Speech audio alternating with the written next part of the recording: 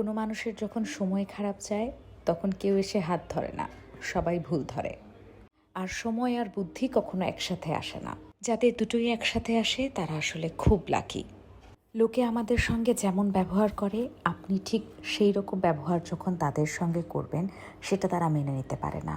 তখন তাদের কষ্ট হয়, তখন তাদের আত্মসম্মানে লাগে, তখন তারা মনে করে সামনের মানুষটা বেয়াদব। আসলে ব্যাপারটা এরকম না, সামনের মানুষটা বেয়াদব না, সে ঠিক সেই ফিডব্যাকটাই আপনাকে দিয়েছে যেটা আপনি প্রাপ্য। মানুষ সবসময় নিজের মতো মানুষ দেখতে পছন্দ করে, অর্থাৎ সে যেটা বলছে তার তালে তাল মেলানো, লাইকে তবলা।